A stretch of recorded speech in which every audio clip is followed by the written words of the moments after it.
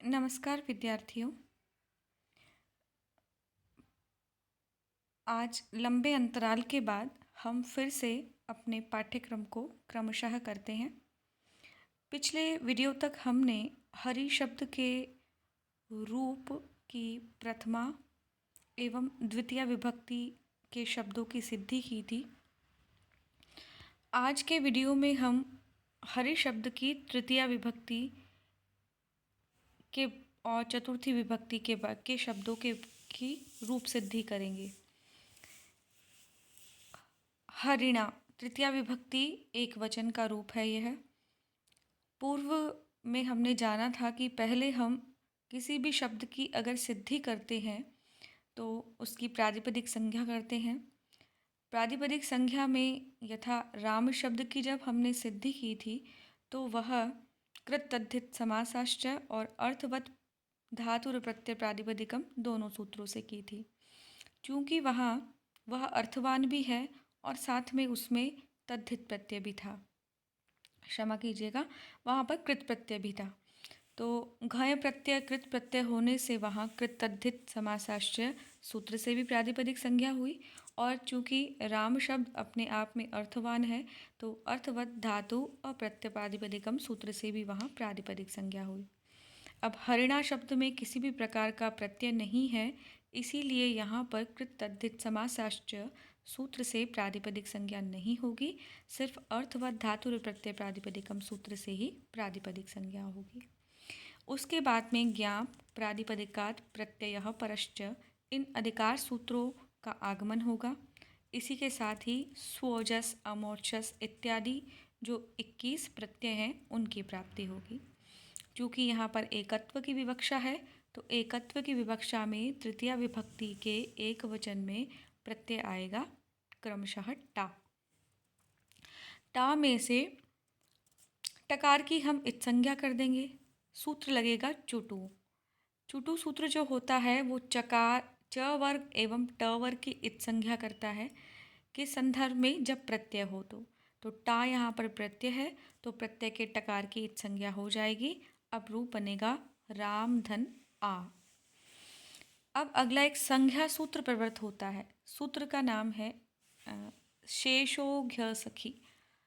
शेषो घी असखी, घी में ह्रस्व विकार है, घकार जो क वर्ग का चतुर्थ वर्ण है घ, इसमें ह्रस्व विकार करके संज्ञा बनती है घी संज्ञा। ये परीक्षाओं में बहुत पूछी जाती है, विशेषकर प्रतियोगी परीक्षाओं में। अब यहाँ शेष शब्द से क्या तात्पर्य है? शेषो शेषः किससे शेष? इससे पूर्व हमने युस्राख्यो नदी नदी संज्ञा की थी दीर्घ ईकार और दीर्घ उकारांत शब्दों की। तो नदी संज्ञा जिनकी हो चुकी है उनसे जो अब शेष बचे हुए शब्द हैं जिनकी हमने अभी तक नदी संज्ञा नहीं की है, तो नदी संज्ञा जिनकी नहीं हुई है ऐसे जो शेष ह्रस्व इकार और ह्रस्व उकार हैं उन शब्दों की घी संज्ञा होती है। इस बात को फिर समझिए कि नदी संज्ञा हुई है दीर्घ इकार और दीर्घ उकार की, और नदी संज्ञा जिनकी नहीं हुई है अर्थात जो ह्रस्व इकार है और ह्रस्व उकार है यानी छोटी ई और बड़ी छोटा ऊ, इन शब्दों की होती है घी संज्ञा। अब अंत में एक सखी शब्द और दिया हुआ है। अब सखी शब्द में जो हमें मात्रा दिखाई दे रही है वह कैसी है? ह्रस्व इकार है।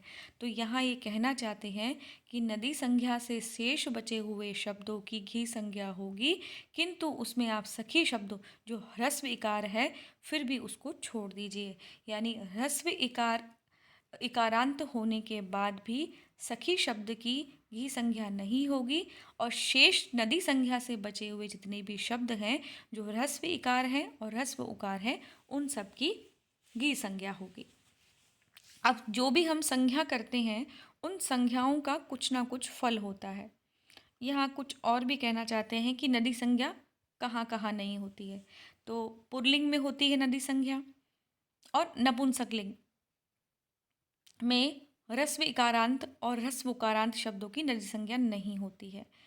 नदी संज्ञा स्त्रीलिंग शब्दों की होती है, उसमें भी दीर्घ इकारांत शब्द हो और दीर्घ उकारांत शब्द हो, उन्हीं की नदी संज्ञा होती है। जैसे नदी शब्द स्वयं है, उसकी नदी संज्ञा होगी। वधू शब्द है, दीर्घ उकारांत शब्द है, उसकी नदी संज्ञा होगी। लेकिन मति शब्द स्त्रीलिंग है, लेकिन हरस्व इकारांत है, उसकी नदी संज्ञा नहीं होगी। तो स्त्रीलिंग जो शब्द हैं दीर्घ इकारांत और दीर्घ उकारांत, उनकी नदी संज्ञा होती है। किसकी नहीं होती है? ह्रस्व इकारांत शब्दों की नहीं होती है, ह्रस्व उकारांत शब्दों की नहीं होती है। और वो कैसे हो? पुल्लिंग हो और नपुंसकलिंग में हो तो उनकी नहीं होती है। पुल्लिंग में जैसे हरि शब्द है, अरि है, भानु है, गुरु है, ये पुल्लिंग शब्द में इकारांत और ह्रस्व उकारांत शब्द हैं, तो इनकी नदी संज्ञा नहीं होगी। और पुल्लिंग में ह्रस्व इकारांत शब्द वारी और ह्रस्व उकारांत शब्द मधु, इन दोनों की भी क्या होगी? नदी संज्ञा नहीं होगी। तो इस प्रकार से नदी संज्ञा किसकी नहीं हुई? हरि शब्द की नहीं हुई। तो जिनकी नदी संज्ञा नहीं हुई है उनकी कौन सी संज्ञा हो जाएगी? घी संज्ञा। अब घी संज्ञा करने का फल बताते हैं। क्योंकि हम इस बारे में पहले भी चर्चा कर चुके हैं कि जो भी संज्ञाएं होती हैं उन संज्ञाओं का कुछ ना कुछ फल अवश्य होता है। तो घी संज्ञा करने का फल ये है कि सूत्र है अगला, आंगो न स्त्रियाम। घी संज्ञक से परे आंग को न आदेश हो, परंतु स्त्रीलिंग में ऐसा नहीं हो। ना अस्त्रियाम, यानी स्त्रीलिंग के अंदर ऐसा नहीं हो। आंगो, आंग को न ना आदेश हो जाए। अब यहाँ आंग से क्या कहना चाहते हैं? तो यहाँ वैयाकरण कहते हैं कि आंग जो है वो टा की प्राचीन संज्ञा है, यानी टा को पहले आंग ही कहते थे। अब चूंकि हमने पहले भी चूटू सूत्र से टकार की संज्ञा की हुई है, तो ट में से वैसे भी आ ही शेष रहा है, तो यहाँ अब हमारे पास आंग ही है। ये जो है हरि के बाद में आ लिखा हुआ, इसे आंग ही कहेंगे। अब इसी आंग को ये क्या आदेश करने के लिए कह रहे हैं? ना आदेश करने के लिए कह रहे हैं। तो ना आदेश हो जाएगा, परंतु ये स्त्रीलिंग का शब्द नहीं होना चाहिए। तो हरि कैसा है? स्त्रीलिंग का शब्द नहीं है। अब ये शब्द किसके लिए मना करे? से मति शब्द है, ह्रस्व इकारांत शब्द है, तो उसकी क्या उनसे संज्ञा घी संज्ञा हो जाएगी। अब आंगो ना स्त्रियाम सूत्र से वहाँ पे मतिना शब्द ना बने, इसीलिए यहाँ पर उसे रोका गया है कि तृतीया विभक्ति के एक वचन में कहीं मतिना शब्द बन जाए यहाँ पर, क्योंकि उसकी घी संज्ञा हो जाएगी मति शब्द की भी। और फिर वहाँ पर भी तृतीय विभक्ति में टा होगा, टा में टकार की संज्ञा करेंगे और उसके बाद आशेष रहेगा, वो तो आंग के स्थान पर ना हो जाएगा। तो मतिना अनिष्ट रूप बने, उसे रोकने के लिए ही यहाँ पर ना स्त्रियाम लिखा है, तो स्त्रीलिंग में ऐसा नहीं होगा। अब यहाँ पर आकार के स्थान पर ना हो जाएगा तो शब्द बन जाएगा हरिना। हमने पहले भी सूत्र पढ़ा है, अट कुप्वांग नुम व्यवाये अपि। इस सूत्र में नकार को णकार आदेश हो जाएगा। क्या कहता है सूत्र? अट, क वर्ग, प वर्ग, आंग, नुम, इनका व्यवधान होने पर भी नकार को नकार हो जाए। इनमें एक का व्यवधान हो या एक से अधिक का व्यवधान हो तो भी रेफ और मूर्धन्य शकार यदि किसी में हो, किसी शब्द में हो और वो एक ही पद हो, तो उस पद में इनका भी अगर व्यवधान हो रहा हो तो वहाँ पर नकार को नकार हो जाए। सूत्र पढ़ते हैं हम, रसाभ्याम नोणः समान पदे। समान पद में रकार रेफ और मूर्धन्य शकार होने पर उसको नकार आदेश णकार आदेश हो जाए, नकार को नकार आदेश हो जाए।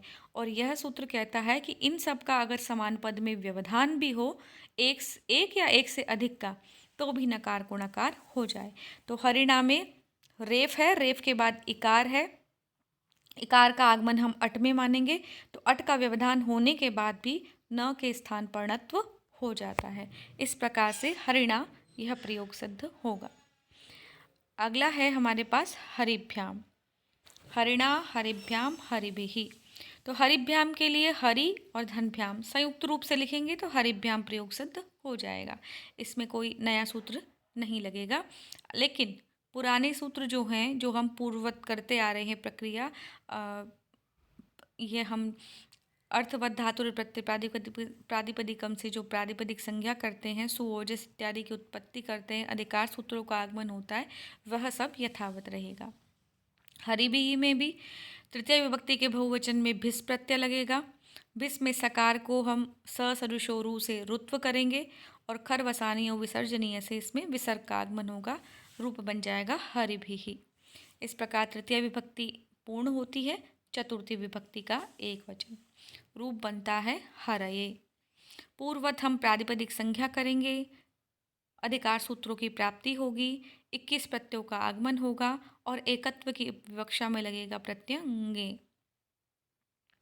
ङकार की इत्संज्ञा करने पर लशक्व तद्धिते सूत्र से ङकार की इत्संज्ञा हो जाएगी। लशक्व तद्धिते सूत्र अतद्धित प्रत्ययों में लकार, शकार और क वर्ग की इत्संज्ञा हो जाती है। तो ये जो ङ है वो क वर्ग का अंतिम वर्ण है, तो इसकी इत्संज्ञा हो जाएगी। तो इसकी मात्रा जो शेष रही है वह रहेगी हरि धन ए। शेषोघ्य सखी सूत्र द्वारा हरि शब्द की घी संज्ञा हो जाएगी। घी संज्ञा होने पर इसका फल बताते हैं अब। घेरंगिति ङित सुप परे होने पर घी संज्ञक वर्ण को गुण आदेश हो जाए। अब ङित सुप क्या है? सुप प्रत्यय है सुओजस अमोक्षस टाभ्याम भिस गेमभ्याभ्यस हसीभ्याभ्यस ग सौस आम गियो सुप। ये जो 21 है इनको सुप प्रत्यय कहते हैं। ये इन सुप प्रत्ययों में यदि कोई ङित हो, ङित का मतलब होता है जिसमें ङकार की इत्संज्ञा हो। ङकार मतलब क वर्ग का जो अंतिम वर्ण है उसमें उसकी अगर इत्संज्ञा कहीं हो रही हो, उसका लोप कहीं हो रहा हो और यदि वह सुप प्रत्यय है और उसकी पूर्व घी संज्ञा भी हो चुकी है तो उस घी संज्ञक वर्ण को गुण हो जाए। अब समझते हैं इसमें ङित कहाँ है, सुप कहाँ है, घी संज्ञक कहाँ है और किसको गुण होना है। सारी कहानी इस हरिधन ए में ही है। हरिधन ए, ये ए इससे पूर्व कैसा था? ये ए इससे पूर्व था ङे। ये जो ए था इससे पूर्व था ये ङे। इस गेम में ङकार की इत्संज्ञा जब हो चुकी है तो इसमें क्या शेष रहा? ये वाला ए शेष रहा। अब ये कैसा है? ये ङित है क्योंकि इसमें ङकार की इत्संज्ञा हो चुकी है। अब ये गे क्या है? ये सुप प्रत्ययों में गिना जाता है, तो ये सुप है और ङित है। अब इसमें घी संज्ञक क्या है? जो हरि शब्द है वो घी संज्ञक है। इसको क्या हो जाए? गुण हो जाए। अब गुण क्या होएगा? इकार को गुण क्या होता है? एकार होता है। तो क्या बन जाएगा? हरे धन ए, यानी हरि शब्द का जो इकार है उसको एकार हो जाएगा। ई को जो गुण होता है वो ए होता है। अब हम संधि का सूत्र इसमें लगाएंगे। एचोयवायावः एचः क्रमाद् अय अव आय आव इति स्योरचि, यानी एच प्रत्याहार को क्रमशः क्षमा कीजिएगा, अय अव आय और आव आदेश होवे। एच प्रत्यय में आते हैं ए, ओ, आई और औ। ए के स्थान पर अय आदेश करना है। कब करना है? जब धन के चिन्ह के बाद में यानी प्लस के चिन्ह के बाद में यदि कोई स्वर आया हो तो हरे इसमें ये है ए और इसके बाद में जो दूसरा ए है वो है स्वर। तो स्वर पर में होने पर एच प्रत्याहार का ए के स्थान पर अय हो जाएगा। तो ये रूप बनेगा हरये। मैं आपको उसको तोड़ के बताती हूँ। हर, इस ए के स्थान पर जो मात्रा है इसके स्थान पर हो जाएगा अय और इसके बाद है ए। अब इनको जोड़िए, र आधा है, अ इसमें मिल जाएगा तो ये हर हो जाएगा। उसके बाद ये य है, य में एक की मात्रा लगेगी तो बन जाएगा हरये। तो इसको जब जोड़ेंगे तो रूप बनेगा हरये। इस प्रकार से चतुर्थी विभक्ति का एक वचन का प्रयोग भी सिद्ध होता है। आज के वीडियो में इतना ही। अगले वीडियो में हम पंचमी विभक्ति के बारे में चर्चा करेंगे। धन्यवाद।